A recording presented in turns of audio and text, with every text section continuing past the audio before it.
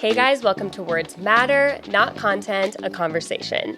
Today's topic is really exciting. We are going to be diving into the difference in communication styles between neurodivergent, specifically ADD, ADHD individuals, and neurotypical individuals, and how these patterns, how these patterns show themselves in conversations, and sometimes like the pros and cons and difficulties that these two people may face. Can I call them the others the entire time?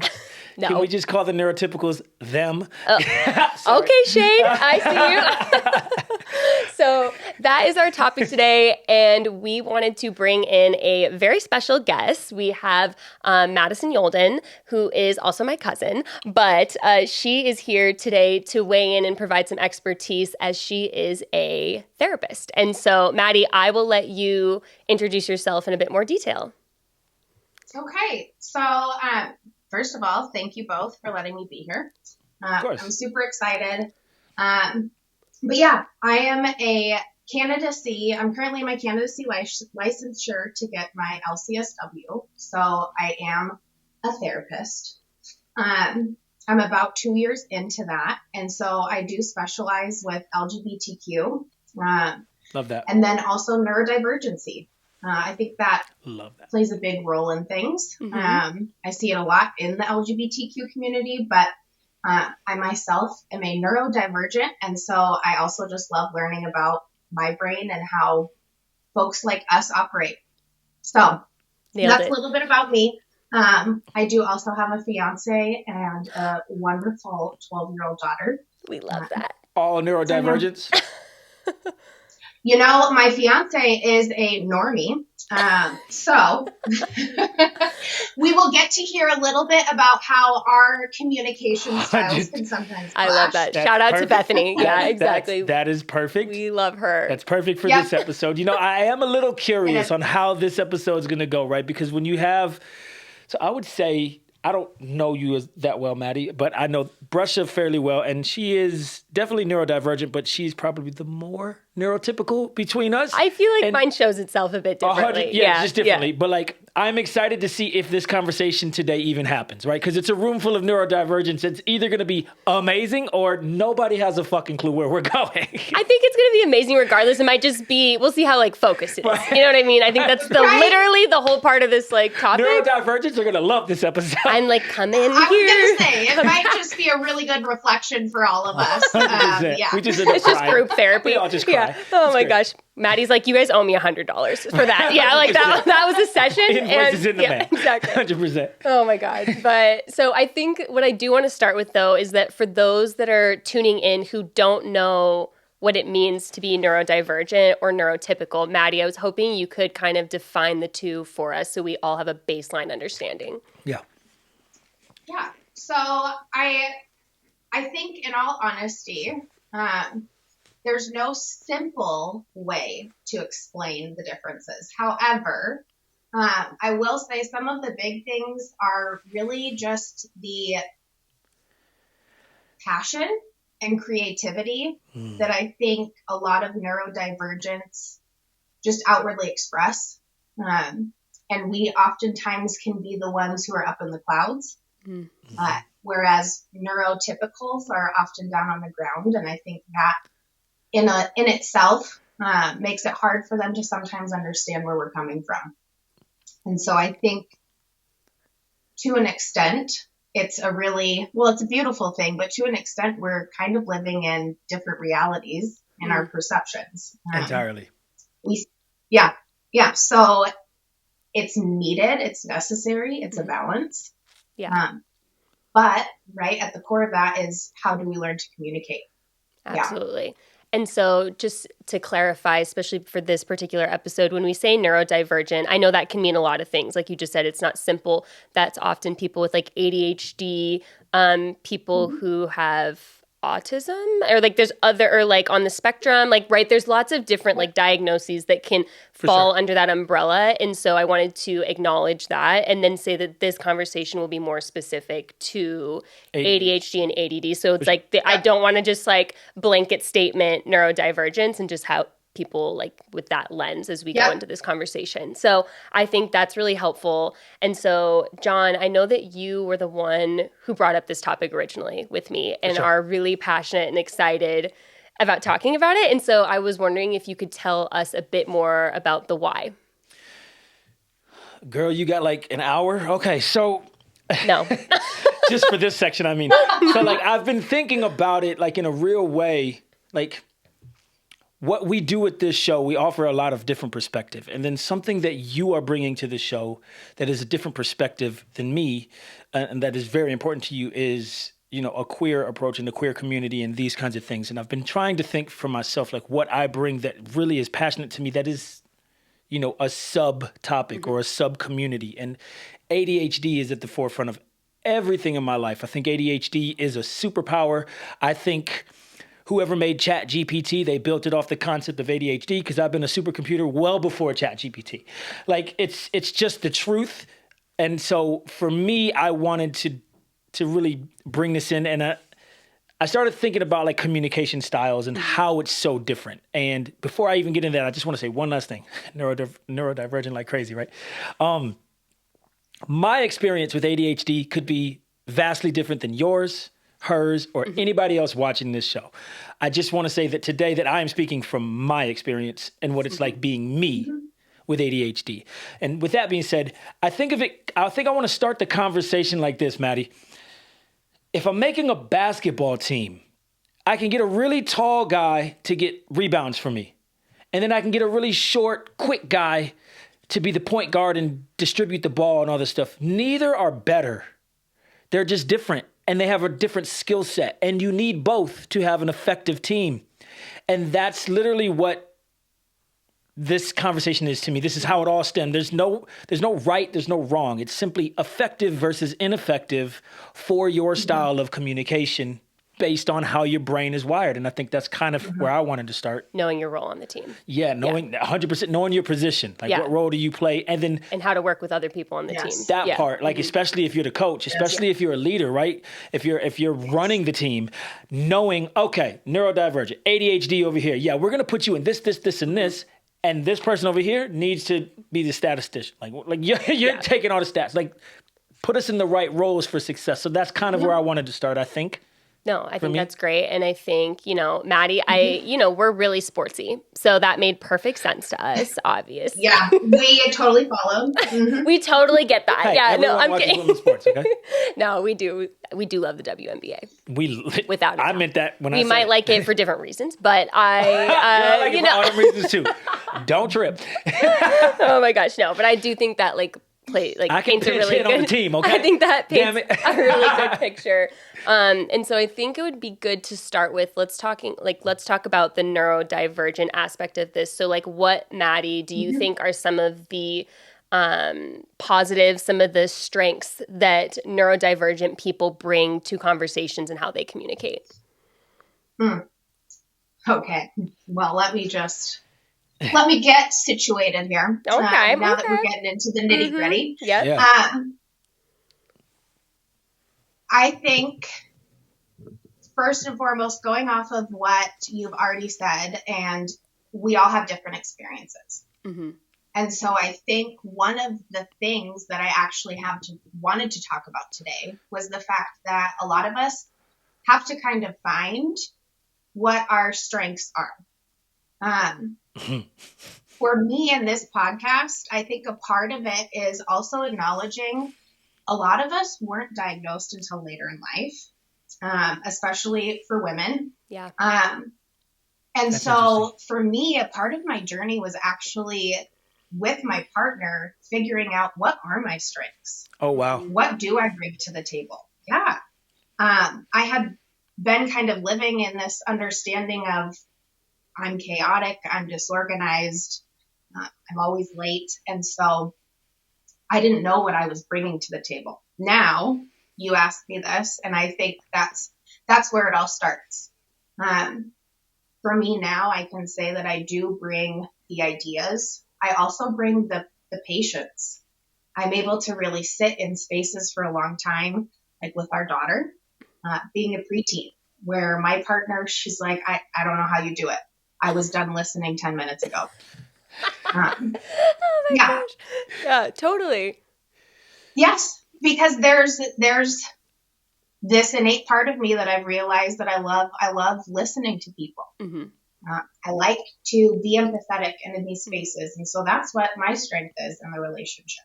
It triggers a different thing in your brain, probably. Like it's actually engaging you. It's stimulating. Like, stimulating. That's probably a better word, yeah. And I feel like my understanding is that like neurodivergent people can, like we've talked about, like jump from thing to thing and topic to topic very easily. And that doesn't cause as much anxiety or stress than it may someone who's neurotypical. And so I'm thinking about, your preteen who's maybe like bopping all over the place and what she's saying, what she's doing and stuff. And so, like you mentioned, being able to be patient and sit in that and allow space for her to do that, because I'm imagining you want space to do that as well in conversations, right? Yeah. I'm also guessing. Oh, sorry. Go ahead.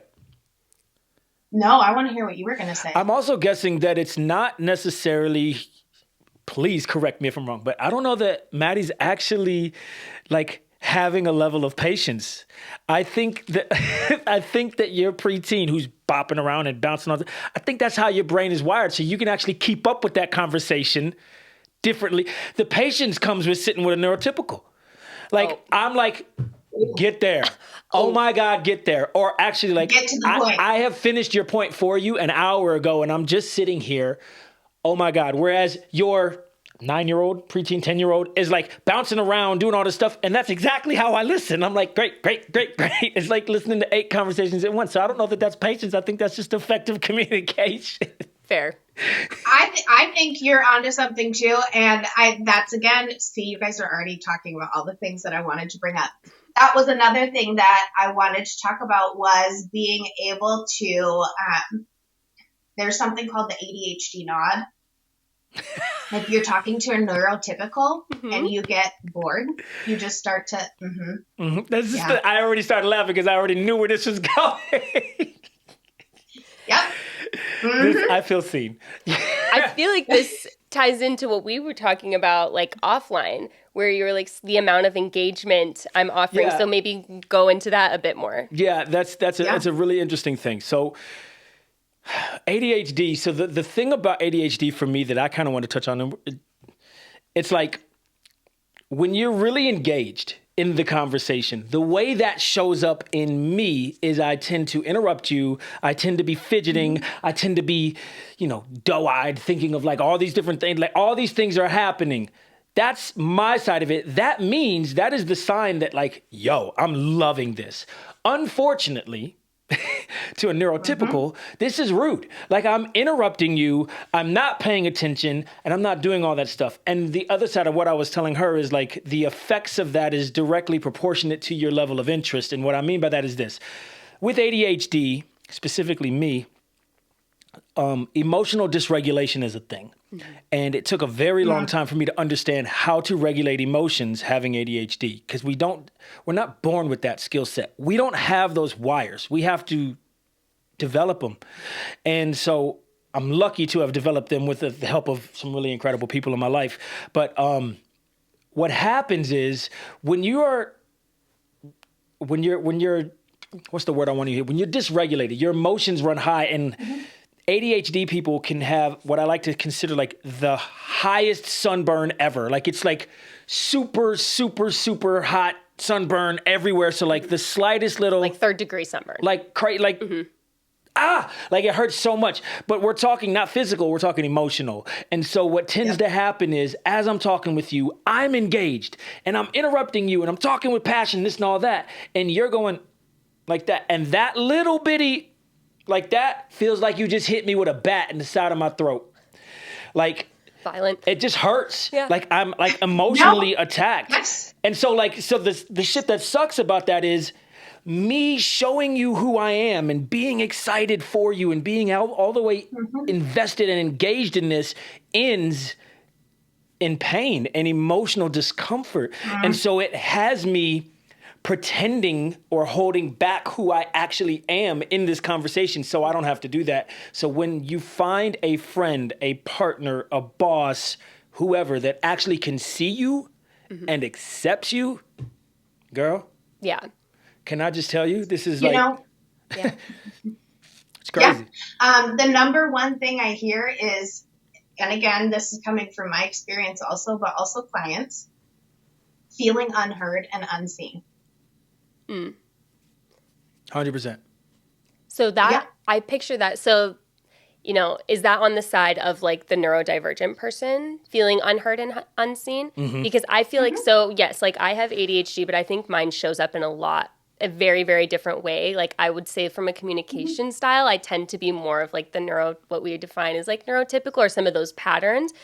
And like to your point, like, I bring something to the table that I'm excited about, and all of a sudden I'm just saying but people you've taken over, you're getting really excited, you're bopping in 16 different directions, and now we're not even talking about what I brought up. And so now I'm feeling unheard, dysregulated, unseen, and I'm feeling sad because I'm like, okay, like I didn't even get to share what I was talking about, and I didn't get to conclude, and I didn't get to share the journey I went on. And so I think like what I want to point out is that both sides can leave feeling not seen and not heard. And it's obviously, so there's a shared experience in that way that you can almost come back to, I wonder. And that's exactly why we wanted to have this conversation, is that moment you're talking about. Yeah. So yes, and that's where the connection happens, is when we take a minute, because what's happening is the neurodivergent is coming from a place of, I've always had to monitor myself. I'm not okay in these spaces. That part. And so as I'm blurting out and interrupting, I'm also aware of that. And then you'll have the neurotypical over here going, well, why aren't they listening? Mm-hmm. What needs to happen or should happen is, if I'm interrupting, my partner can say, hey, Maddie, like I was still talking. And I can just say, oh my gosh, you're right. Mm-hmm. I did just interrupt. I'm extremely passionate about what you're talking about. So let me just take a minute. Mm-hmm. So it's literally about just stopping and acknowledging each other in that space. Mm-hmm. Both of you are feeling unheard. Yeah. So let's acknowledge that. Even communication. Being able to say, I know it's hard with my ADHD. My mind has a mind of its own.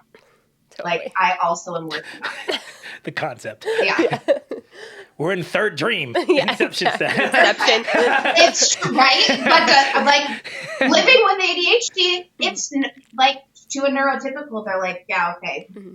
But it's not stopping up here. It just keeps spinning and spinning. It hurts. Yes. I say, that's a term I say with you all the time. You're like, are you good? I'm like, my brain really hurts. And like, it's hard to even understand that, right? But it does. Like, my brain hurts. Like, I just want to chill. So you're right. It just never stops. So I think that's excellent. And that's exactly why we're having this conversation, right? Because that's something that you and I do well. You're right. You definitely have. I want to like talk all the shit about you real quick. Okay, perfect. You the whole podcast is about pretty much. So we love it. Platform for shade. Yeah. So you are 1000% ADD. It shows up remarkably different than me in so many ways. And one of the ways where it feels like we are just completely different in terms of like, I think you're just 100% neurotypical, is our communication styles. Like, you just communicate like a neurotypical, right? Mm-hmm. Which is why I think this show works. Yeah. Because I'm over here interrupting the shit out of you all the time, and what you're doing is kind of letting it happen and understanding that I love you and I care about you, but I'm not trying to interrupt you. I'm just excited. You've gotten really good at understanding. He's just really excited. And then when I do it too much, we have like our little codes of like, hey, hear me. Yeah. I'm like, okay, like we have like our own little sign languages or our own little emoji system, all this stuff that really, and the yellow pillow. Like that. Yes. Low key a secret about the show that nobody knows about unless you've been unless on you're it. A guest. So unless you're a guest. Exactly. So if you want to know, call in. No, it's 100% the case. The way you handle, and I want to give you credit for this, the way you handle my ADHD, when I just got done talking about how somebody accepts and really sees you and allows you to be you, it's unmatched. And you do that every day in our interactions. And that's why we've started this show together. Yeah. Because I feel really safe with that. Yeah, I think as you get to know someone better, and I'm sure Maddie, Bethany, and you have experienced this as well in your relationship, is this, I know when I need to just let you go. I'm like, goodbye. Like, just let him do his thing, and then like we'll circle back to whatever point it was later. Like, that's not the important part. Oh, we'll get back to it. We will be coming back to it. But like, Virgo. I know. But like, I can tell for the most part differences now. The difference between when I need to let you run with it and when I need to like stand in it a bit more and be like, hey, like, I see where you're going with this, but like, I need us to come back to X, Y, and Z, or I need you to pause for a second, or I need a second to process that. And so that's like the relational intelligence part, right? Of like knowing your partner. And so I guess that's when I just need to get you, I just need you do that perfectly. I just need to get you better at like at minute 45 of letting me just go. Pretending to care a bit more. Yeah, no, I don't. I definitely am checked out. I'm absolutely checked out. And you're like, why don't you care? I'm like, I cared at minute 10, okay? Yeah. She's 100% like, John, you got like 300 more words, bro. I'm dead over here. I'm so done. No, but Russia, you bring up a great thing, which is about balance. Mm-hmm. As a therapist, I'm constantly telling clients, like, it's all about balance. There are moments where you need, as the neurotypical, to be seen and heard, but there are moments where you can totally see my partner just needs to talk. My friend just needs to go off. Mm-hmm. Yes. Yeah. Yes. Relational and oftentimes when you're in that, you actually, the neurodivergent actually does want to go back to what you were talking about. Like when they're interrupting, I mean, correct me if I'm wrong for y'all, but I remember what you were talking about. I'm adding on to this because now I'm connected to it. Yeah. 100%. And now I have that passion and that buy-in. Yeah. 100%.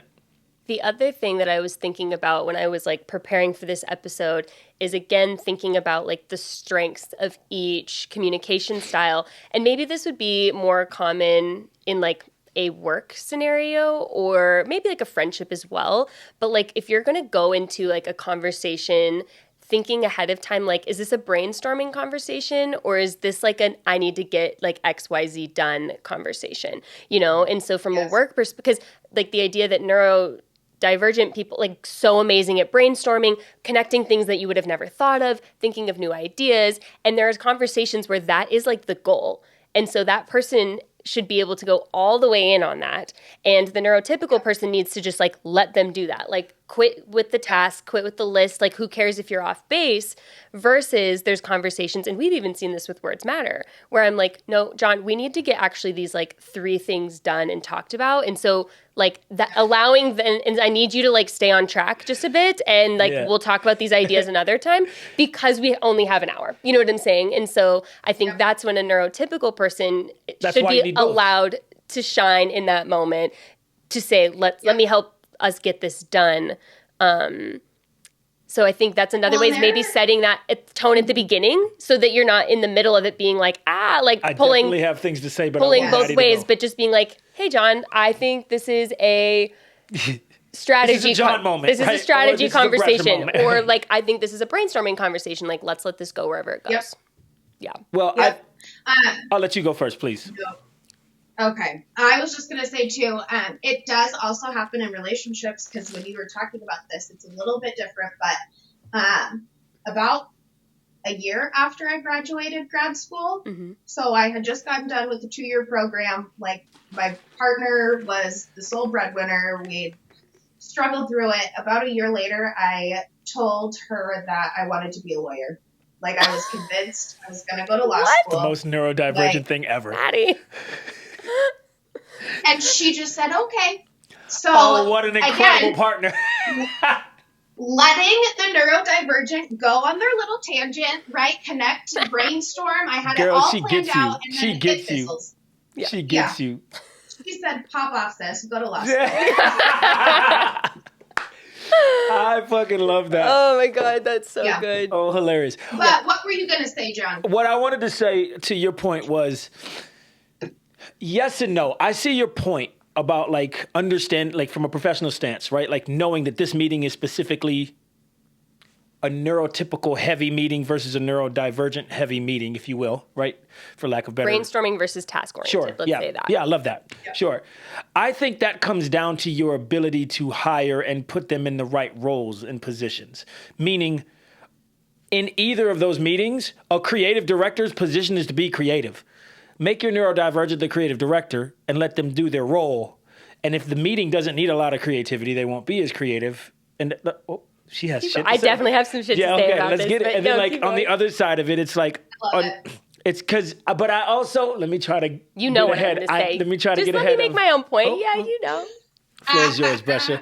Neurotypical needs some space. No, I do think that like this even goes back to like when we've been talking about human design and astrology and knowing your strengths and being in the right role and like doing the right activities that are in alignment with you. That's going to feel so much better.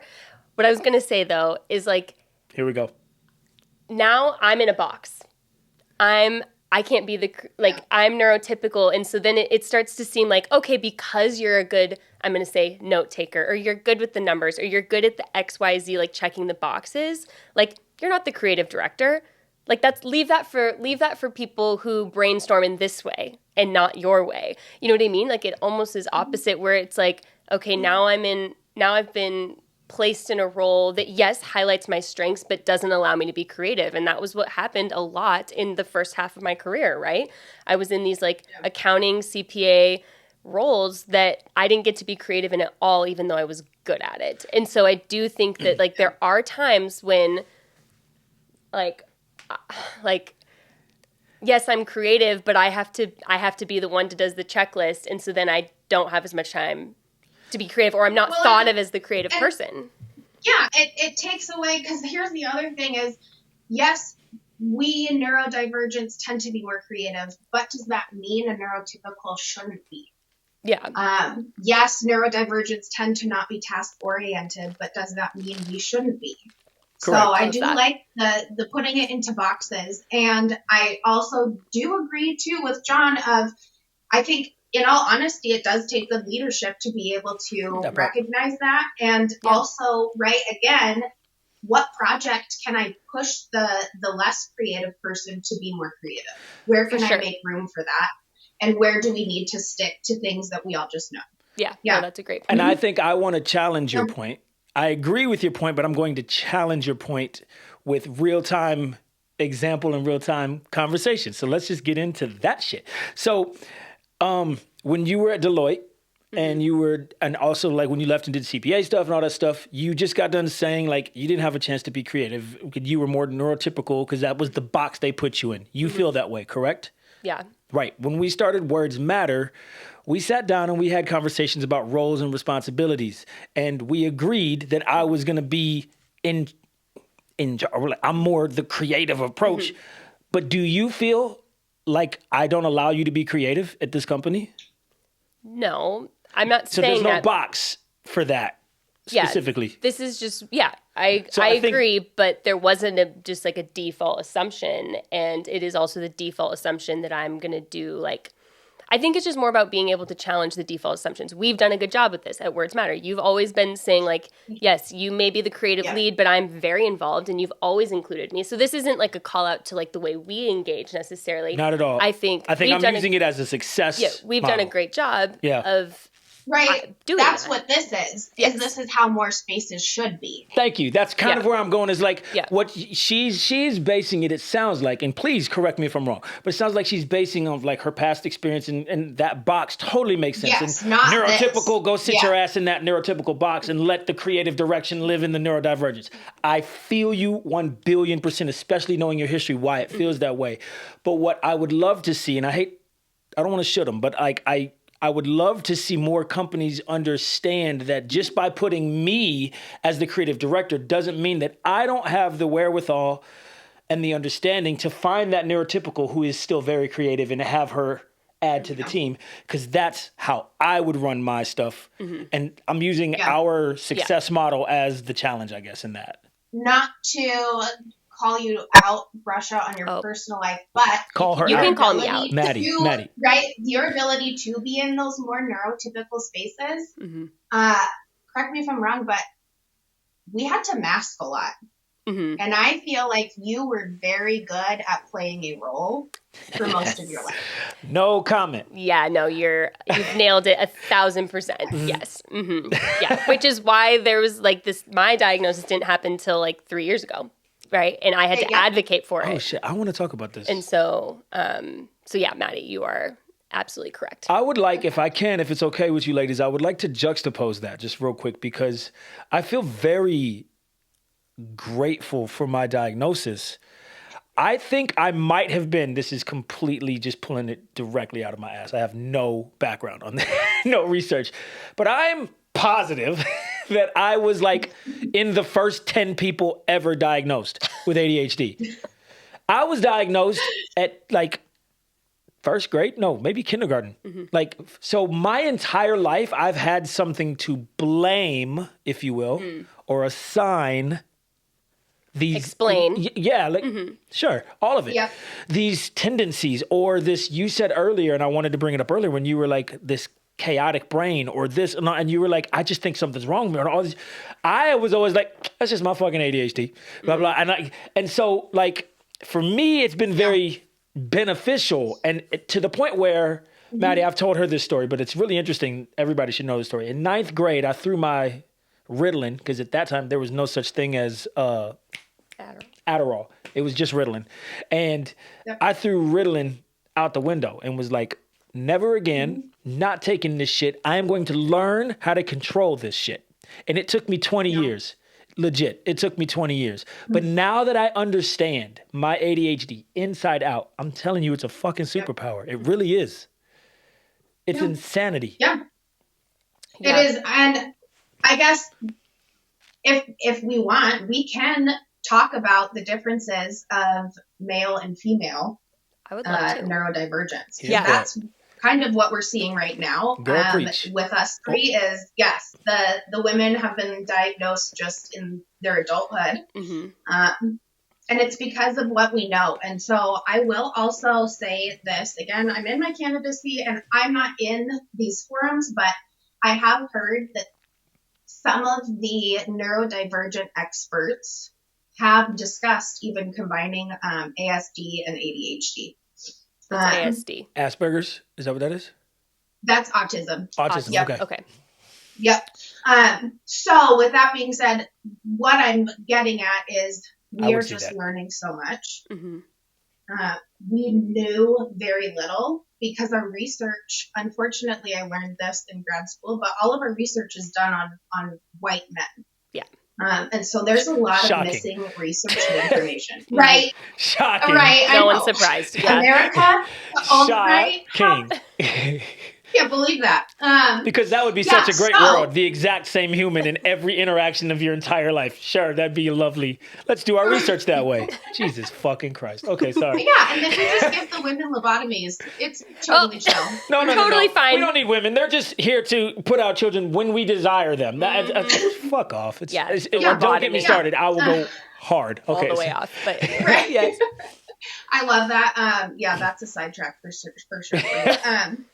But yes, like that alone. And so I think oftentimes women, when we find out, a lot of the work we do is learning to unmask and unravel what we have used as coping tools.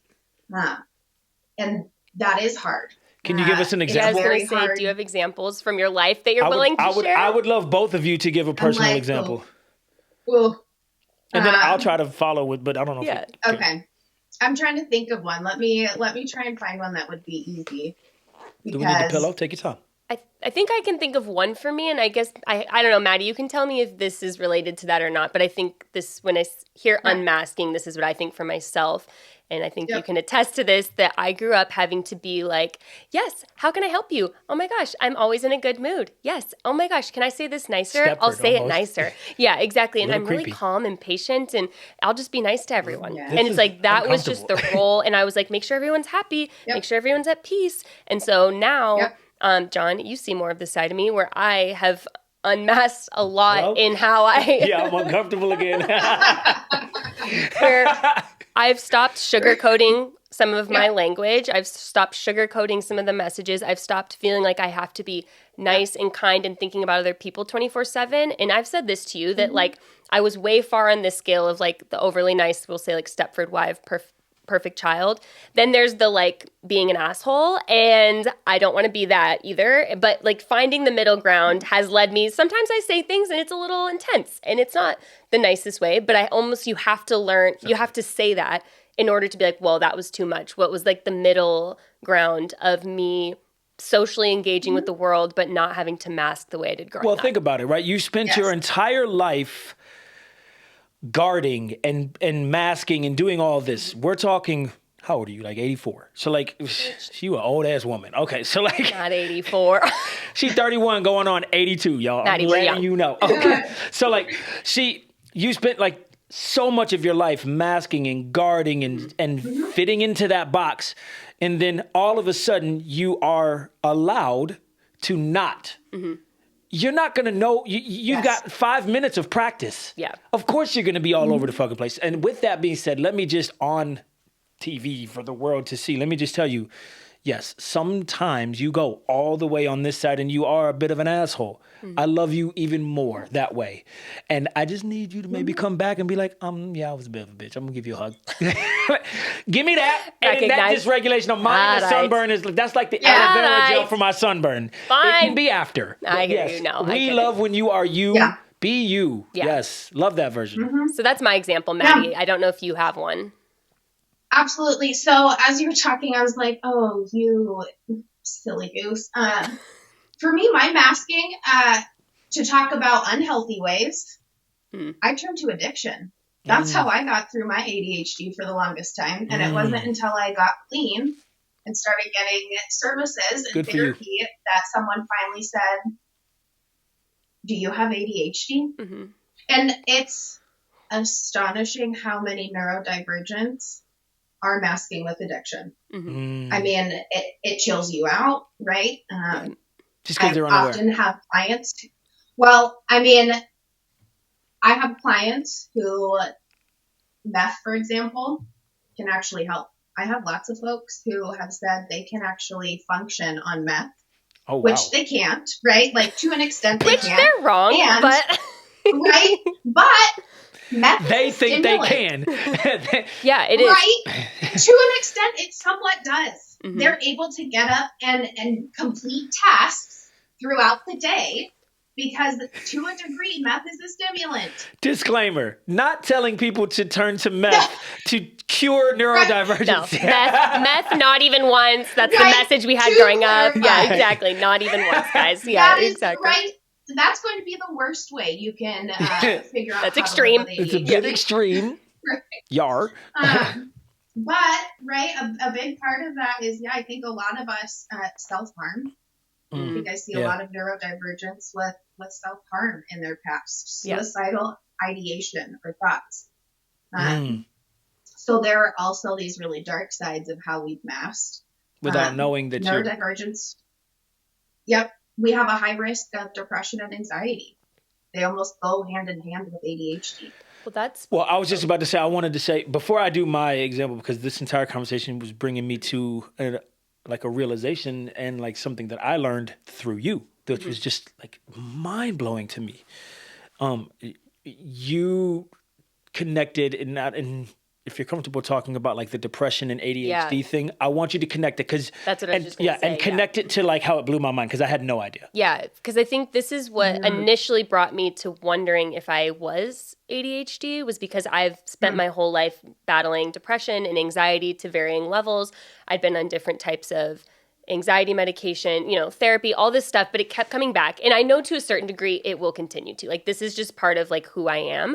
But I was like, gosh, I just wish I understood this more. And once I started learning that sometimes like untreated ADHD is what causes the anxiety and depression, that if you treat the ADHD, those other two things start to minimize. I was like, oh, maybe that's me. And I was like, also, like, I literally have a family history of ADHD. It's like, bitch, why are you the only one that hasn't been diagnosed? You know what I mean? So it's like, those two things together, and it's true. Like, I take a medication now, like really low dose Adderall, and it has changed my life as far as anxiety goes. Like, I'm still an anxious person because I'm me, but it allows me so much more focus. And when I do get anxious, I'm so much more likely to be able to try and take action to address it versus just spiraling. When you go to get diagnosed, I will say the correct way that clinicians are supposed to treat things is to look at potentially the most severe. So we look at PTSD. Does the client have potential PTSD? Those mimic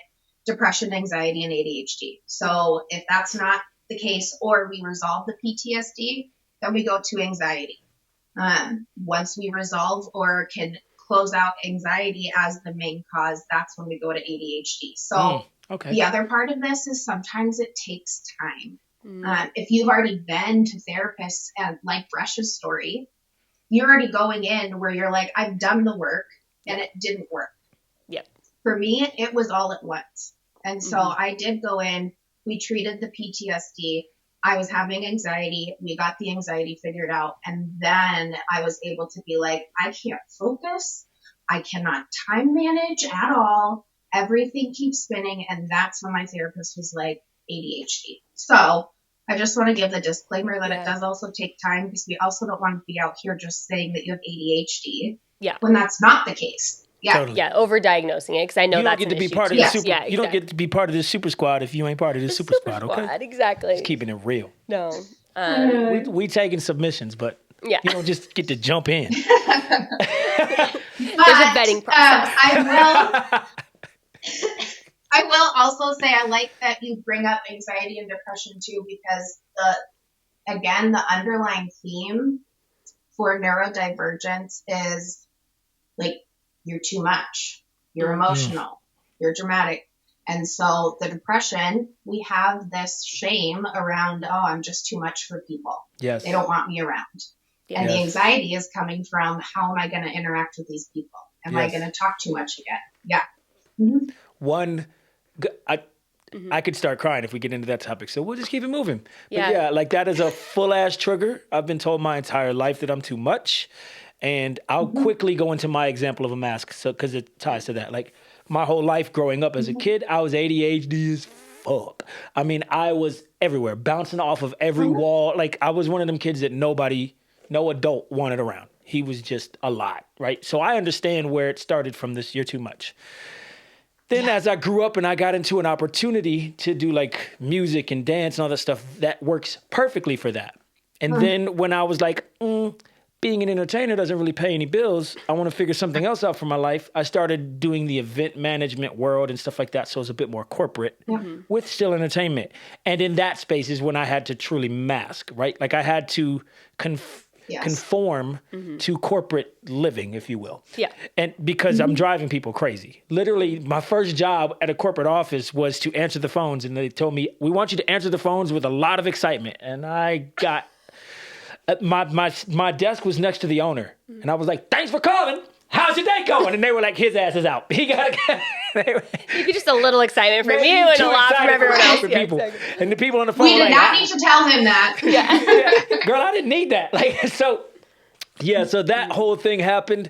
And so once I left the corporate space, there's this transition of like, am I allowed to just be me? And now that I have found, lucrative opportunities being myself, I've never felt more alive, more seen, more accepted, more myself. Like, just, it's great. Yeah.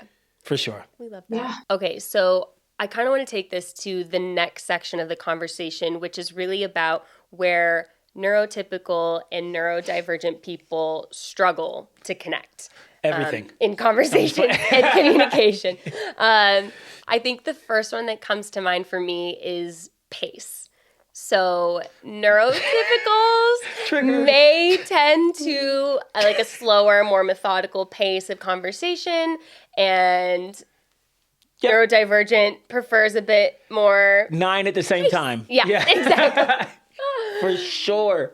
Yeah. So that just being a struggle in managing like the flow of a conversation. I don't know. What else do you guys have to add to that idea of like pace? Well, I think you're absolutely right. And I think, again, it's going to be a learning curve for neurodivergence and neurotypicals. Because I think, again, spaces generally right now are more neurotypical. And that's just how it is. So I think in terms of pacing and conversation, there's going to have to be more compromise. There are times, right, where, again, the ADHD, I have to sit and be mindful that everything in my body wants to jump in and interrupt, and I have to sit in that. And you just got to sit with that. Yep. Yes. Hence the fidget spinners were made. Yes, right? They really work. And they really do. And neurotypicals have to understand that sometimes it's also okay to jump around. I think there is beauty in being able to sometimes take a journey before we get to the final destination. Yeah. Can I offer something to the group from a creative sense that kind of like crystallizes a picture of that? So if you don't know how TV shows are shot, they're shot in sequential order. The opening scene to the next scene, and they're shot in order. So when you have a studio audience watching the TV show being shot, it's in sequential order of the show. That is not how movies are shot. Movies are shot from the middle to the end to the beginning over a 3-month time based on location. They can't always do it in sequential order. Yeah. Neurodivergents are movies. That makes sense. It's a great... Neurotypical is a TV show. Yeah. That's exactly how this works. Yep. That's a great way to describe it. And I think that is, if we can just accept that there's amazing TV shows and there are amazing movies just done in different ways, neither are right, neither are wrong, that will help how we connect. Yeah, totally. And again, it's about balance. So there are times where my partner will preface something by saying, okay, today we have stuff that we have to get done. It has to go in sequential order. Yeah. And there are other days where it doesn't matter. I wish. You just do whatever. Listen, a neurodivergent loves a preface. We love a preface. Hey, just so you know, I need 2 hours of real focus. And I need you to shut the fuck up for 2 hours. I have shit that needs to be said. Just get your fidget spinner, whatever you need to do, start crocheting, whatever. I know you're going to be doing shit, but I need you here. Exactly. Like, we love a preface. So true. Yeah, sorry. Okay, pace. So the first one was pace. What is another way that we struggle? Pace is the first, and then the other way they struggle to connect is reliance on social cues. And so what's that? It's my understanding that like neurotypical people tend to take in more like nuanced and subtle social cues, where neurodivergent people may be less likely to pick up on those and may prefer like direct communication. Just to add to that, when you talk about like the cues, I think that we're very incredibly attuned to those cues when we have a sunburn.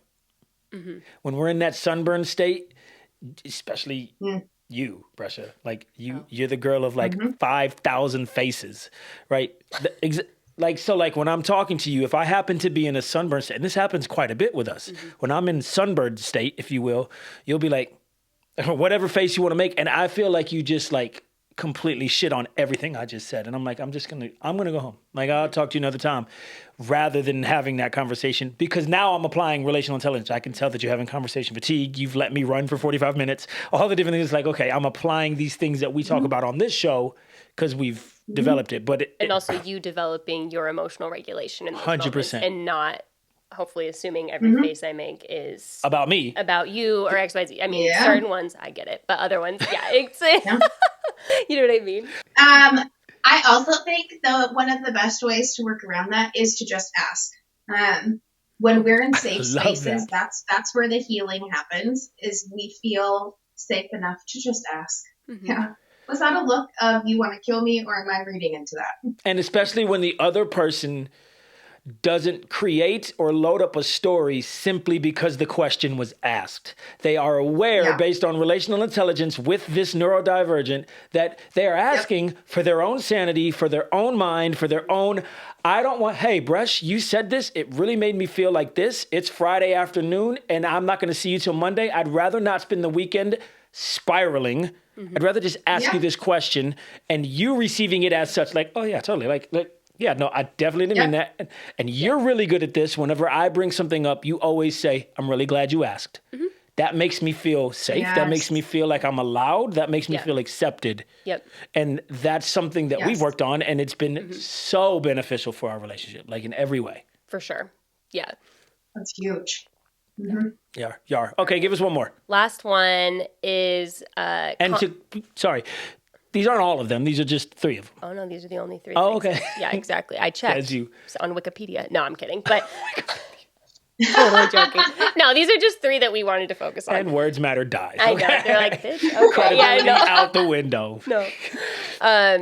Okay, so the third way that neurodivergent and neurotypical people may not connect fully in conversation is in the midst of conflict. What's up?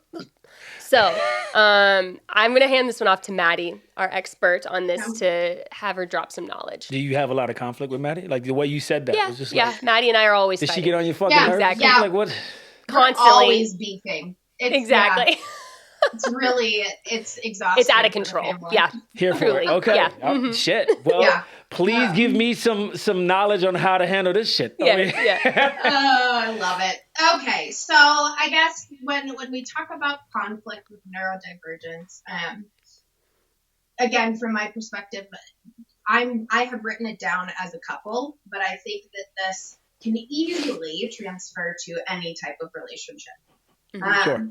With that being said, so we've already talked about feeling unheard. So a big part of this is just being validated. Whenever we share an experience with whoever the person is that we have the relationship with. There's healing when someone with neurodivergence hears someone say, I believe you. I trust your experience. So much. Yeah. So much. Yes.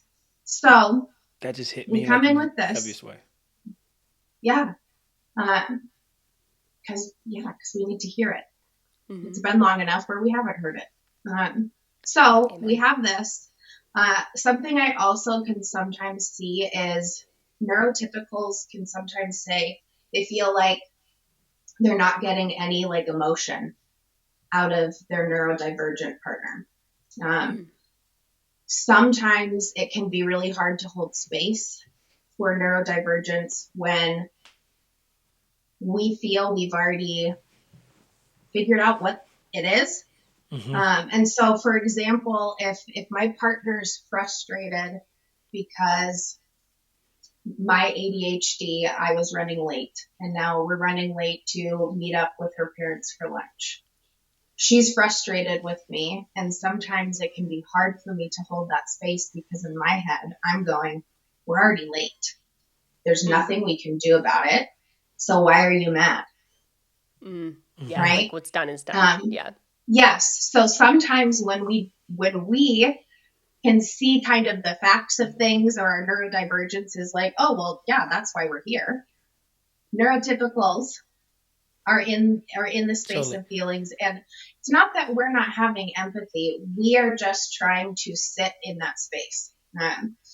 Goes along with, you go. Sorry, is it a wiring thing?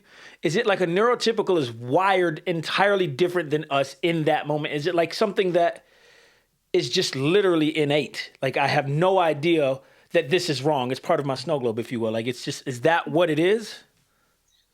I think that's a part of it, yes, because again, in our brains, they're functioning differently. And so for us, sometimes it's easier to be like, well, here's what's going on. I don't know why you're mad and emotional about this, because these are the facts, and they're facts.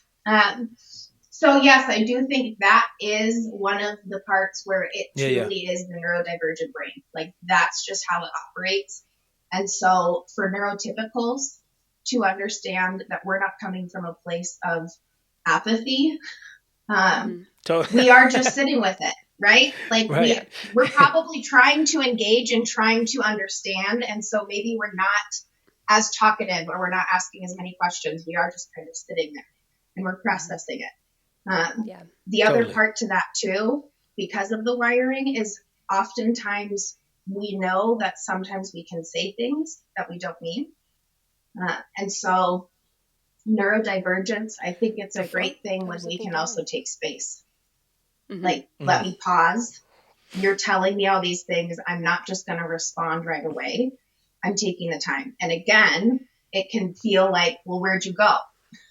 I'm right here trying to talk. And see, I'm the other We're way in our around. head. I'm the other way around because of my super brain. I say it like that, but I mean it like ADHD superpowers over here. Like, I can think of it, process it, go through it, and create a super articulate response, boom, and give it to you in about 17 nanoseconds. It's like it's done. However, Is it 17 nanoseconds? yes, Okay. maybe 15. However, 2 days later, I have an entirely different thought that I wanted to, and then I started a whole nother letter to write to you and all that stuff. So that, I just want to say to the people like me, there is a lot of good in sitting and just allowing that to be there and then articulating your thoughts maybe a couple of days later. Yeah. And I'm the opposite, where I cannot process information in emotion, in particular, like deep emotion or being caught off guard in the moment. And so if someone's telling me something, I'm more likely to not shut down, like I'm not listening or taking it in, but like I'm going to have a hard time responding. And so then I do need to take a day or two to write down my thoughts and make sure that they're concrete and they're exactly what I'm thinking and feeling and believing, so that I'm not going back on any of it later. You know what I mean? Like, Totally. That's more of like my brain process. But that's also like, we say so much right now. And again, John and I are we're all just talking about this through our own experiences, you with like the therapeutic lens.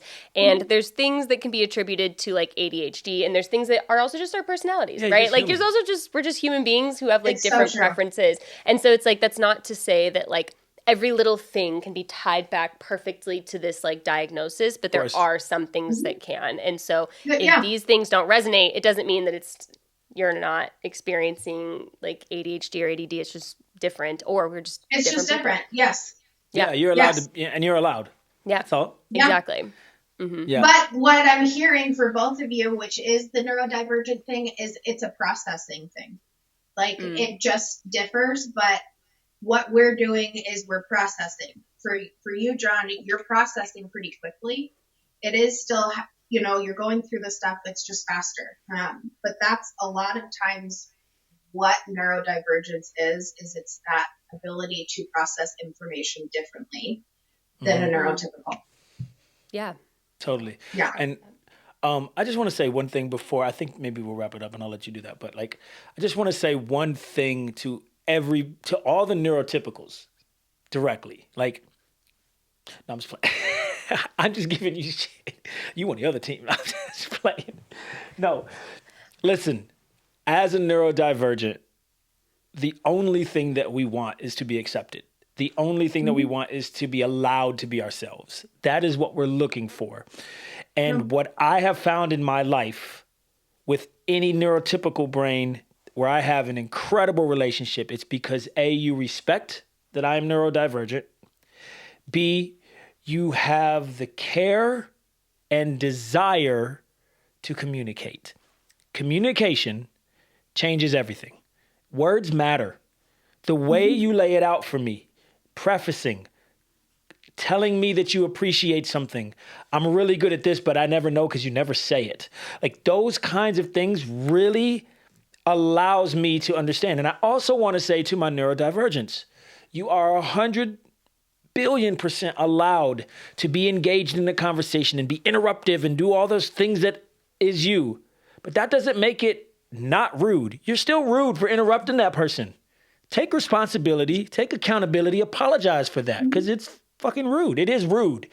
Just because we're wired that way doesn't mean that it's okay to just interrupt people all the time. So sorry. And no, I think to build off what you're saying is just like the other side of the coin with someone who maybe falls more into like the neurotypical communication patterns, that the successful relationships I've had with neurodivergent people is where they reciprocate the same level of care and energy into allowing space for the other person. 1,000%. And like, again, it's not about like changing who you are. It's about like making the adjustments for each other that feel like safe and still allow you to be you. And so like when both people are putting that same level of energy into just understanding each other, that's when it works. Because it isn't just one person's responsibility. It's not just the neurodivergent or just the neurotypical person. Totally. Like you're trying to meet in the middle. And so I think keeping that in mind as you navigate these conversations is really the idea here. One of our pillars is relational intelligence. This entire conversation today is based in relational intelligence, right? It's understanding that this person is neurotypical or neurodivergent. And that means I need to adjust how I communicate if I care about the result. If you don't, then fuck them. Like, don't talk to them. Like, what are we here for? But if you do, you need to make adjustments. Yeah. Absolutely. Yeah. So with that, I think I want to end with Maddie asking you, what's one thing you'd want someone listening today to take away from this conversation? Oh, one thing. Just one. That's hard. Right? Okay, 50 first things. of all, right. The ADHD in me is like, one? Don't make me pick one. I was just about to say, this is literally the perfect example of neurodivergence, because neurotypical would be like, one, great. Neurodivergent is like, it's easier to give you 30. Like, I'm like, right? Girl, that's a separate podcast. Can I write you a short paragraph instead? You can. You can absolutely send me your short paragraph, and I will include it in the show notes. Right, yeah, exactly. Yes, you can edit it. Okay. There we go. I think the one thing that I think is important to take away is that your experience is valid, and that all of us do deserve to be heard, and that it's okay to ask for help. I love that. I love that. That's perfect. Well, I love that. I think we'll wrap it up there today. I had an amazing time. Maddie, you are incredible. Thank you for being here and being our guest and providing so much knowledge and wisdom and experience to kind of like counter our, just real world examples. So if you are curious, if you've been recently diagnosed or you just maybe have some questions, or you are a loved one with a neurodivergent that you're living with, there is a book called ADHD Explained. It is written by Edward M. Hallowell. He has ADHD. The book has like fun little side quests to keep us engaged. Ooh, I love that. I'm interested. Right? It's beautiful, and it really breaks it down. They have sections on health, communication, and just understanding ADHD. So I would recommend that to anyone who just wants to learn more. Yeah. Awesome. I love that so much. Yay. Well, thank you so much, Maddie. We really appreciate it. And yeah, we'll see you guys next time. Yay. ADHD guy, when he's in sunbird mode, he sees everything. Probably that. Like the way you're looking right now is very engaged. I probably think that you're trying to kill me right now. Like if I'm in sunburn state. Yeah, I am. Yeah. I am. You've read that correctly. You've read that perfectly. You absolutely nailed that. No, I'm quite legible.